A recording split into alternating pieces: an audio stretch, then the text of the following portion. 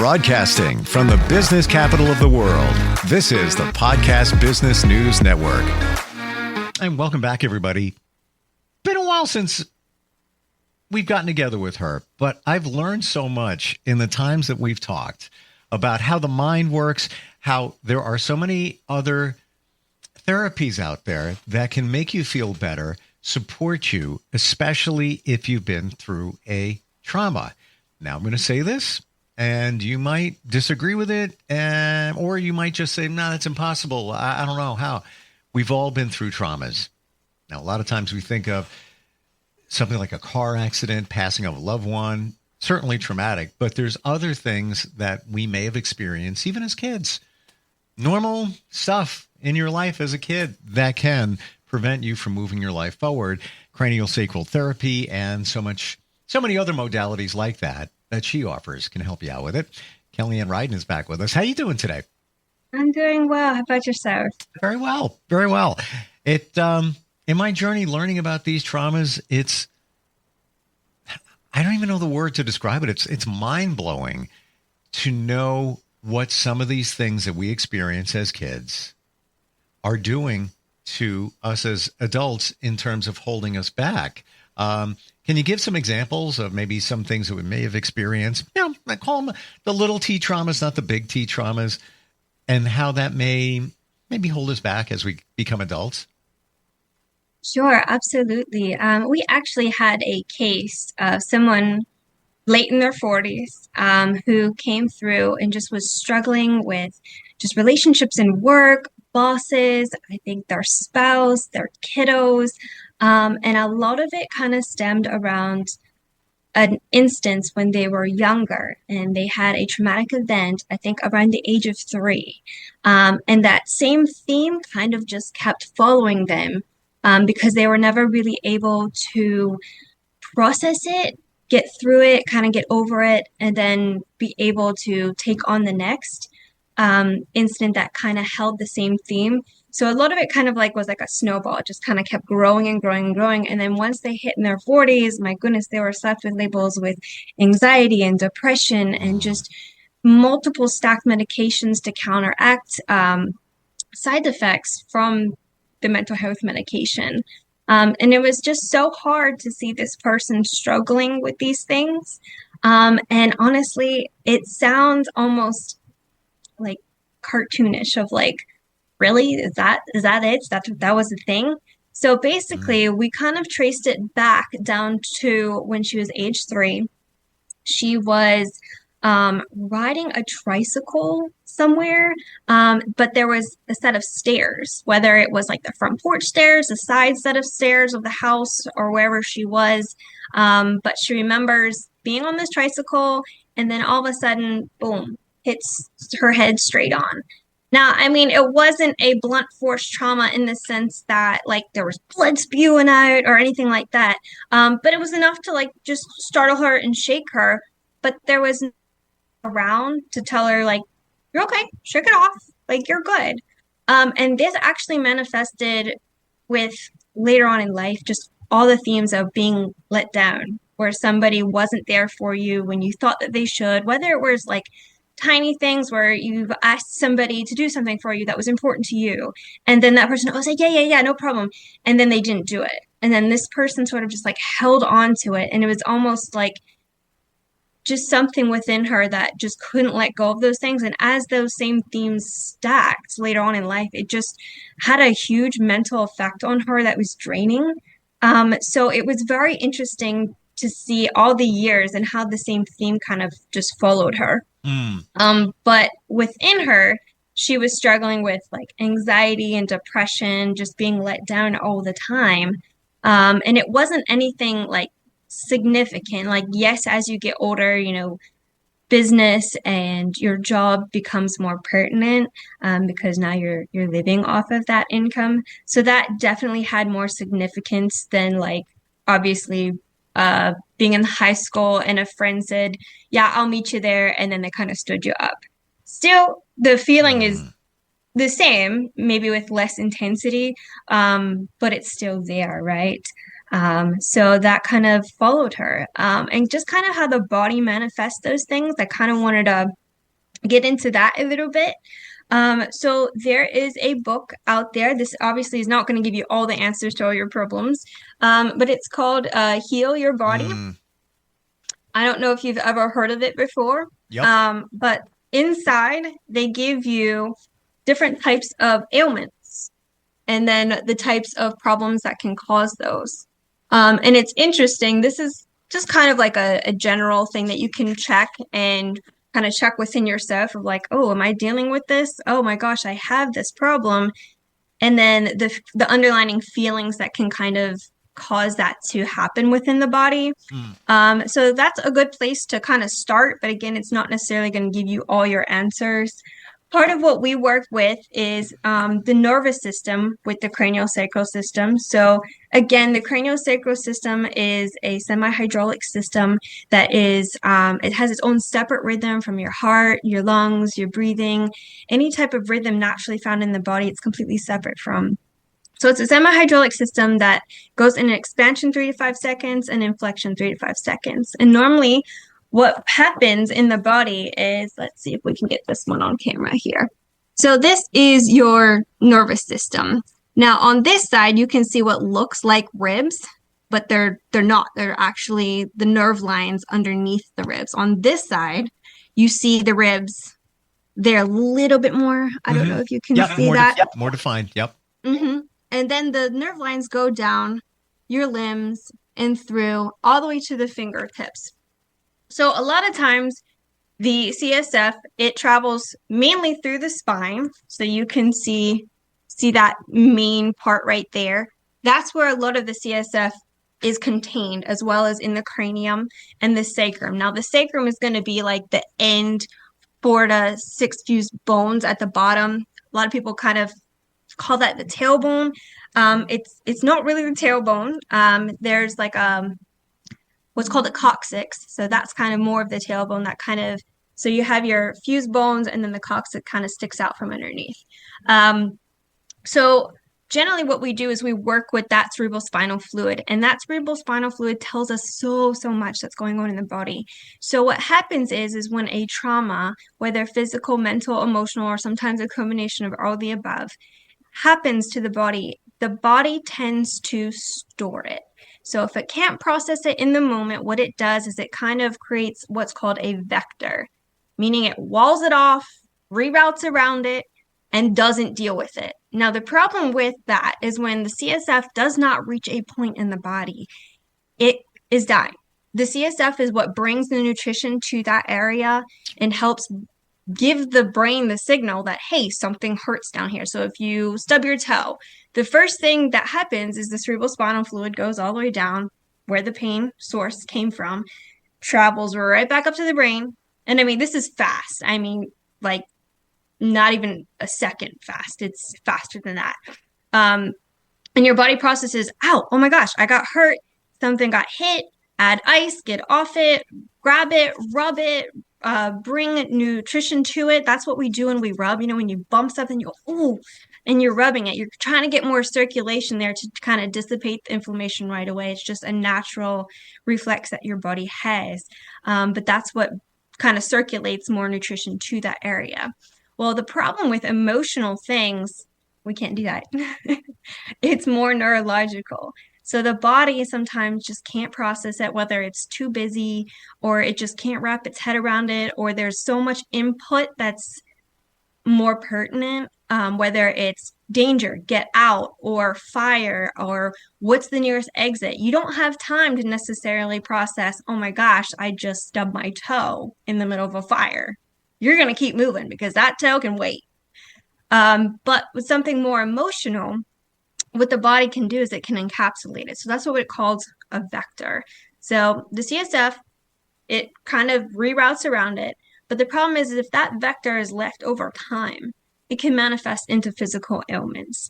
So that's when we start tracing issues backwards. So when people come in with stacked issues such as like very common things like reflex, I'm sorry, not reflex, but acid reflux. There we go. And IBS. They're very common things that a lot of people have. Yes, they can be caused from dietary issues, food allergies, or food sensitivity, excuse me. But a lot of an issue can be caused by an emotional issue.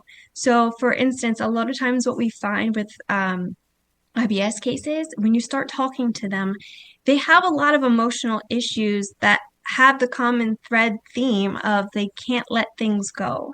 So it manifests in their body literally in a type of ailment that literally cannot let your own poo go. You start restricting, everything starts getting tighter, and you're just always angsty. So then you're not able to process things. And plus, now you're having fecal matter buildup in you, which is basically you're almost if you're dehydrated, you're kind of your body's naturally going to pull it from your organs. And at that point, you're kind of drinking from the toilet. Like if your colon is just filled with fecal matter and then it has to absorb water from your organs, well, you're kind of that's where your body's getting it from, and it's not going to be, your pure filtered water that you would be normally intaking, right?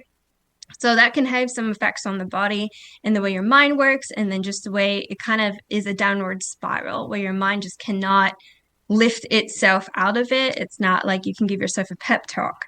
So we get these cases where a lot of people are just struggling emotionally, and then they have these physical ailments. And then these physical ailments, it's quite interesting because if you start looking at the spine here, they have different nerve lines. And let me just show you this side first. So in between your spine, you have these nerve lines that branch out. And just as the picture that we showed you before, those branch all the way out and kind of end up in the hands and in the feet. Some of them end up through the shoulder. There's the brachial plexus in between your clavicle area. There's a bundle of nerves that goes under and down through the arm and all the way to each digit of the finger. So a lot of times when that happens, there's specific nerve lines on the spine. So for example, there is C5. So that nerve line has direct contact with your vocal cords, your neck glands, your larynx. So a lot of times C5, especially when someone's constantly going to the chiropractor, oh, my neck it just doesn't hold its adjustments. So we start asking, okay, what specific vertebrae is going out of place? Well, if they tell us, well, then we can kind of trace it back to what it's connecting to. A lot of times, for example, C5, because it's vocal cords, neck glands, and the larynx, a lot of times children or adults later on in life who have been silenced as a child, meaning we don't care what you think, what you want, or even what you need. What I say goes, and we don't want to hear anything from you. A lot of times when they're shut down or they have the impression that I can't really speak up for myself or things will not go well for me, they're silenced. So they either feel like they can't speak out, or if they have, they've received severe repercussions for it. So a lot of times the C5 vertebrae will not stabilize because then your body is now rerouting around it. So just to back it up a bit, why does the body do that? Well, the body, when you're born, you've built yourself as you started off as a single-celled organism, correct? And then you put yourself all together right in the perfect order. How'd you do that, Mr. Steve? Do you know? It was a lot of hard work, a lot of studying, college. College, straight from the womb. Exactly. It's just evolution, I guess, right? Evolution. Well, no, actually. So your body actually organizes itself off of what's called midlines. You have a vertical midline and you have a horizontal midline. And when you start looking at a fetus and seeing how it develops, it's very specific. Now, you do have disruptions in the womb where, say, those midlines aren't where they should be. You do get cases occasionally that some infant is born with their organs outside their body, or a limb where it's kind of like off-centered, or like with an eye that's droopy, or just a facial expression that's not the norm, right? So something obviously went wrong there. And so the body wasn't able to organize itself off of those midlines properly. The problem is with the input of trauma, your body's going to reorganize around it if it can't process it. So for example, on this, if we go back to the example of C5, if it's constantly going out, it has that nerve line has to do with the vocal cords, the neck glands, the larynx, anything that has to do with speech, your tongue. Sometimes people have restrictions in their neck where they're feeling, oh, I'm having trouble swallowing. But then they get checked out from the doctors and all these things. And like, they don't have a sore throat. They don't have a bacterial infection. They don't like, everything is clean, but they're like, I can't eat. I'm having trouble swallowing. When we start going through the somatic emotional stuff and the body actually is able to allow the trauma to come up and out as if it never happened, the body processes it and then kind of just kicks it out. Your body does this naturally every day. So now that I'm going to bring your attention to it, you're wearing a shirt, right? Mm-hmm. Did you feel it before I ever said anything to you? Feel the shirt? Yeah. Um, You knew you were wearing it, but until I brought your awareness to it, were you just like constantly feeling it? no, but I did the moment you said that. Yeah. So your body is processing like millions of things per second. So for example, your t-shirt, you put it on, you never paid attention to it after. You knew you needed it today, right? So Sure.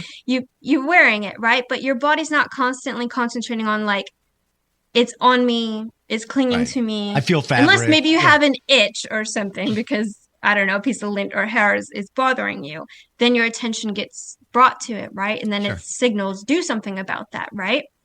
Whether it's get a new t-shirt, take out the lint or the hair, whatever. But your body's constantly processing that. So like your headphones and like everything that you're wearing, your body is like, okay, got it, kick it out. It's not pertinent to this situation. But when you add trauma to it, all of a sudden it's like, clear the house. Let's focus on this one area. Now, if your body is not able to focus on it because, let's say, you have to get out of Dodge, you have to comply to survive in a situation, whether it's a meeting that you're kind of getting grilled at work, or it's a situation where you're hurt, but your parents really don't want to hear you screaming and crying and carrying on, so they tell you to turn off the waterworks. And then you're left to deal with either a physical or emotional issue on your own. Depending on your age, that can depend on how easily or not so easily you're able to do it. So, KellyAnne, I have to tell you, this is just mind-blowing because I'm, in my journey, aware of a lot of what you're talking about. The traumas, learning how it gets into the cellular level and all of that. I did not know that one of the modalities to support this is craniosacral therapy. I had no idea. For me, hypnotherapy, that worked to identify certain things from the past and how they translate to now. And you mentioned a few things, and let's go down this road. Sacral. Yeah. That's not the word I'm looking for. It's a chakra at the base of your spine. And you use the solar plexus, maybe? So solar plexus, I believe, is in the abdomen. I don't normally work with chakras. So craniosacral work is completely but it's interesting different. How those traumas can mess up the energy within our chakras. Like, for example, talking about the throat, there is a chakra there, So I wonder if there's a connection, but either way, had no idea what you do and what you provide helps with these traumas from back in the day. Had no idea. Amazing. Absolutely. So chakras and like subo points and all those things, there's correlation, but they are completely separate. So I just want to make that distinction. Sure. Because we're working directly with the nervous system and the semi-hydraulic system that the craniosacral system has. Chakras and stuff are different points in the body, not necessarily pinpointed to nerve lines, not to say that they're not parallel with them. But again, that's a completely different field. You're working with like energy versus we're actually working with cerebral spinal fluid, which can have an effect emotionally on people because your nervous system, that's what it is. There's a lot of emotion in it. There's a lot of fight or flight. There's the parasympathetic system. There's the sympathetic system. So your body, if it's continually in fight or flight, it's going to break down your body in very specific ways according to the input of trauma. Now, also, it can break it down according to the output of trauma. So, for example, if you have something internally that's causing your body to break down, whether you get sick, pink eye, whether it's serious cancer or not, that can cause internal trauma that comes out, and that's when it starts affecting your life. Or it can be the input of trauma where it still breaks the body down from the outside in, and it causes you to have problems that affect your lifestyle. Wow. Or your mindset. So it can go both ways. Before we run out of time, let's say somebody is having a challenge with a smaller trauma from the past. We'll just call it that, the little T trauma. Sure. To your point, could have been a situation where let's say your dad, quiet, the children are seen and not heard, right? You never got to speak your mind. Now it's residing in your C5. It's bypassing everything that you described. How do you support somebody? How do you help somebody through that? Yes, absolutely. So more than likely what they're going to do is like C5 is going to be completely going out quite often. So they're going to go the whole chiropractic route. They're probably going to go the whole medical route. They're probably going to get CT scans. They're going to get MRIs. They're going to get black and white contrast, and they're going to come up dry. Other than maybe I'm constantly going to the chiropractor every couple days and it's still not holding, not sure why. So a lot of times we'll get referrals in. And what we do is we start asking them questions kind of like, hey, is there anything that brought this on? So making sure there's no impact injury. So no car accident, no whiplash, no head injury as a child. We kind of rule all those out first. Then we start realizing, okay, well, this has got to have an emotional component to it. So that's when we start working on the spine itself. So just like I brought your awareness to your t-shirt, sometimes we don't have to say anything to clients because a lot of times they're coming in absolutely clueless. I have this problem and I have no freaking clue why. Yeah. So, and that's fine. So that's when we start working on the spine. And that's when sometimes just a gentle touch on someone's back, they'll shoot right off the table. Like, oh my gosh, that hurts so bad. What did you hit? Nothing. Just basically bringing your body's awareness to where the trauma is being stored. Your body now has no choice but to process it. So that's when we support people on the table. And we just kind of talk them through it. Hey, this is what your body's indicating. That's this vertebrae. That's this nerve line. This is what's generally housed in this nerve line, whether it's guilt, shame, bitterness, anger, resentment, all those things. And a lot of times you can encase things like if you're having financial instability, a lot of times that's found in like the chest and the heart complex. But that could come from a trauma as well. That could go back to how many times have we heard from our parents, what are you doing as a kid? Money doesn't grow on trees. Hey, you got to be careful. Stupid spending. Right. So then right away you're shut down. So now you gravitate through life thinking, I got to be careful, or I'm never going to have enough money. You always come from a place of lack because you were back then as a kid. We're out of time. I could keep going. My mind is blown. Yeah. I have to tell you, I had no idea that what you offer supports this.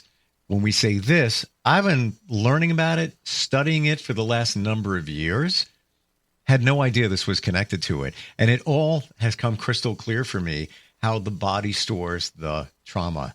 And another mind blow, how it will bypass the trauma. Your C5. Yeah, we'll work around that, but that's still in there. From a comment that you heard when you were 7 years old, you could have been passing the kitchen and heard something. It wasn't even for you.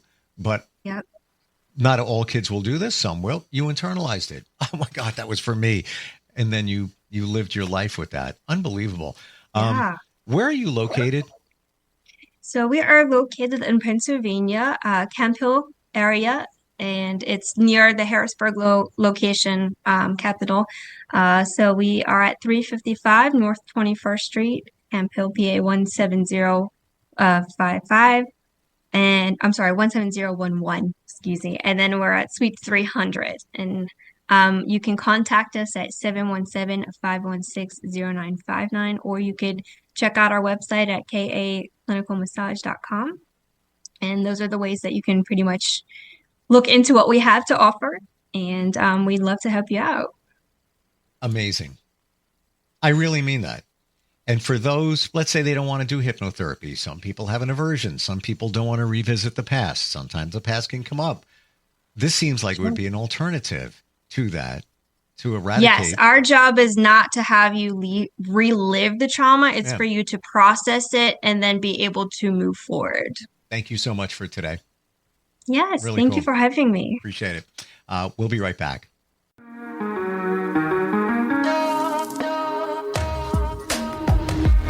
Broadcasting from the business capital of the world, this is the Podcast Business News Network.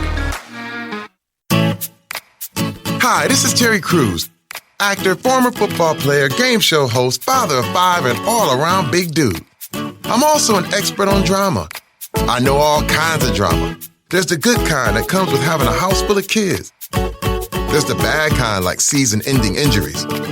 There's the necessary kind like having an agent in Hollywood. And there's silly drama, like the drama around my percolating pectorals. And then there's the drama you can skip. Skip the drama that comes with not having your high school diploma or equivalency. Find free adult education classes near you and finish your high school diploma. Visit finishyourdiploma.org. Or text diploma to 97779. Message and data rates may apply. Reply STOP to opt out. That's diploma to 97779. And leave the drama to actors like me. Brought to you by the Dollar General Literacy Foundation and the Ad Council.